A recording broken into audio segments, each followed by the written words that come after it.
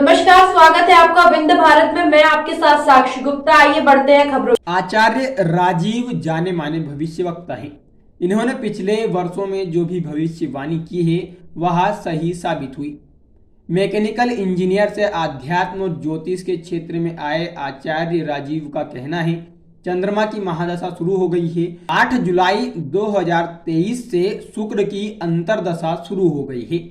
2 सितंबर 2023 से प्रियंका गांधी की कुंडली के अनुसार उनका भाग्योदय होने जा रहा है।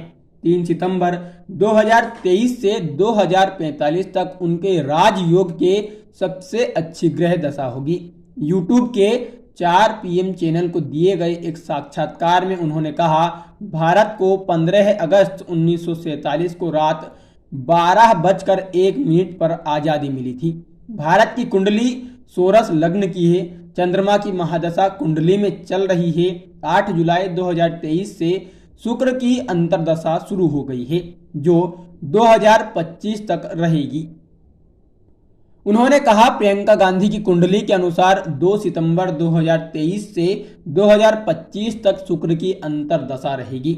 जिस जातक की कुंडली में ग्रह नक्षत्र के संयोग इस तरह के होते हैं उसका राजनीतिक उदय बड़ी तेजी के साथ होता है। आचार्य राजीव ने दावा किया है कि शुक्र ग्रह स्त्री एवं सौंदर्य का ग्रह है। उन्होंने कहा, 12 जनवरी 1972 को प्रियंका गांधी का जन्म हुआ था। कुंडली के अनुसार 2 सितंबर के बाद से उनका बहुत अच्छा भाग्य का समय शुरू हो जाएगा जो 2025 तक उन्हें हर क्षेत्र में सफलता दिलाएगा। प्रियंका गांधी के कारण कांग्रेस का जनाधार भी बढ़ेगा।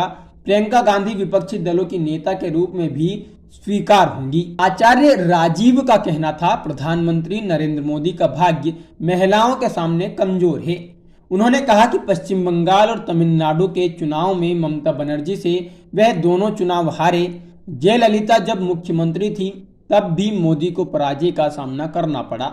आचार्य राजीव का कहना था कि हिमाचल और कर्नाटक के चुनाव में कांग्रेस की ओर से स्टार प्रचारक प्रियंका गांधी थी। हिमाचल के विधानसभा चुनाव में प्रधानमंत्री नरेंद्र मोदी, जो कभी हिमाचल के संगठन प्रभारी भी थे, उन्होंने चुनाव प्रचार के दौरान सार्वजनिक रूप से कहा कि उन्होंने हिमाचल का नमक खाया है। उन्होंने फोन के माध्यम से अपने पुराने संपर्कों से चुनाव जिताने में मदद करने का आह्वान किया था। सारी ताकत शासन और प्रशासन तथा धन बल लगा देने के बाद भी हिमाचल में भाजपा को करारी पराजय झेलनी पड़ी। उन्होंने इसका कारण ग्रह नक्षत्र के प्रभाव को बताया।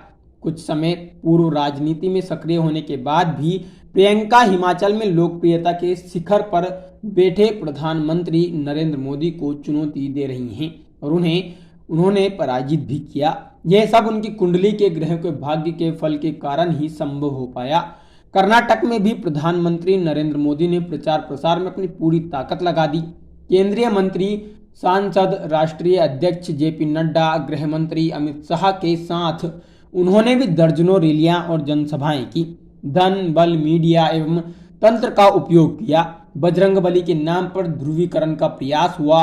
इसके बाद भी वह स्टार प्रचारक के रूप में भाजपा को जीत नहीं दिला पाए। उसका एकमात्र कारण है कि प्रियंका गांधी की ग्रह दशा के अनुसार उनका राजयोग बन रहा है। वह प्रधानमंत्री मोदी के सामने कांग्रेस की स्टार प्रचारक प्रियंका गांधी थी। आचार्य राजीव का कहना है कि ग्रहों की स्थिति जय और पराजय का कारण बनती है। नरेंद्र मोदी जब 7 अक्टूबर 2001 को गुजरात के मुख्यमंत्री बने थे उसके पहले भी वह राजनीति में सक्रिय थे, लेकिन उनका भाग्य नहीं था तो वह संगठन में ही बने रहे। जब उनकी कुंडली में ग्रह दशा बदली तब उनकी उम्र लगभग 52 साल थी। भाग्य चक्र के कारण ही वह मुख्यमंत्री के पद पर बैठे। भाग्य चक्र के कारण ही उन्होंने गुजरात की सभी बाधाओं को पार करते हुए 2014 में प्रधानमंत्री का पद पाया। वह उनके भाग्यफल के कारण ही संभव हुआ। उन्होंने कहा कि मैंने जो 2014 की भविष्यवाणी की थी उसमें भाजपा की सरकार और प्रधानमंत्री नरेंद्र मोदी के बनने की भविष्यवाणी की थी। आचार्य राजीव का कहना था कि प्रधानमंत्री नरेंद्र मोदी की कुंडली में स्त्री ग्रह बाधा है। उनकी कुंडली की भाग्य दिशा अब बदल रही है। जब तक उनकी मां का आशीर्वाद उनके सिर पर बना था वह स्त्री दोष जो कुंडली में था उससे उनकी रक्षा होती रही। आचार्य राजीव का कहना है, उन्होंने रिसर्च के दौरान मोतीलाल नेहरू से लेकर राजीव गांधी तक के भाग्यफल का अध्ययन किया। उन्होंने नेहरू डायनेस्टी के नाम से रिसर्च के बाद एक पुस्तक भी प्रकाशित की। उन्होंने कहा कि मोतीलाल नेहरू के घर में जब जवाहरलाल नेहरू का जन्म हुआ, उसके बाद से नेहरू परिवार का भाग्य पलटा। जवाहरलाल नेहरू की कुंडली कर्क लग्न की थी। जवाहरलाल नेहरू का जन्म होने के बाद मोतीलाल नेहरू को पटियाला महाराजा का केस मिला। मुकदमे में विजय प्राप्त करने के बाद उनका बड़ा नाम हुआ। प्रयागराज में मोतीलाल नेहरू अपने भाई के साथ एक कमरे के मकान में रहते थे। जवाहरलाल के जन्म के बाद से लगातार उनकी आर्थिक स्थिति और वकालत इतनी तेजी के साथ बढ़ी कि उन्होंने 42 कमरों वाला आनंद भवन तैयार कराया। बाद में उसे कांग्रेस को दान भी कर दिया। उन्होंने कहा, इंदिरा गांधी जिस समय प्रधानमंत्री बनी थी, उस समय कुंडली के जो योग थे वही योग 2 सितंबर 2023 से प्रियंका गांधी की कुंडली में देखने को मिल रहे हैं। इस प्रश्न के उत्तर में आचार्य राजीव ने कहा, कांग्रेस की जन्म कुंडली 2 जनवरी 1978 की है। 10वें घर में शुक्र बैठा हुआ है। 9 जुलाई 2023 से शुक्र की दशा शुरू हो गई है, जो कांग्रेस को निरंतर मजबूत करेगी। प्रियंका गांधी स्टार प्रचारक के रूप में कांग्रेस का नेतृत्व कर रही है। 2 सितंबर 2023 के बाद से उनका सबसे अच्छा समय शुरू हो जाएगा, जो 2025 तक चलेगा। इस बीच में कांग्रेस की सीटें बढ़ेंगी। विपक्ष का नेतृत्व भी प्रियंका गांधी को स्वीकार करेगा। कांग्रेस की लोकप्रियता भी जनमानस के बीच में बढ़ेगी। उन्होंने कहा कि मेरा मानना है कि प्रधानमंत्री पद के लिए प्रियंका गांधी के लिए अच्छे संकेत मिल रहे हैं। उन्होंने कहा कि हम अभी यह नहीं कह सकते कि वह प्रधानमंत्री बन ही रही है।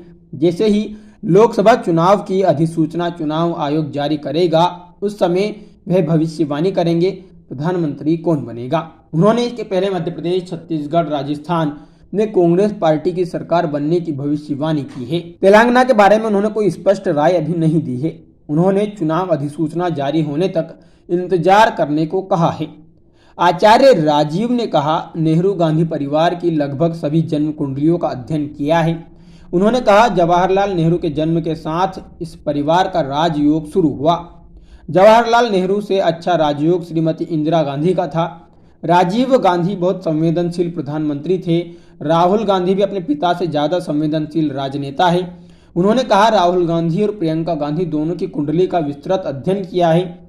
उसके अनुसार उन्होंने दावा किया है कि 60% वर्तमान ग्रह दशा में प्रियंका गांधी का प्रधानमंत्री बनने के संयोग है।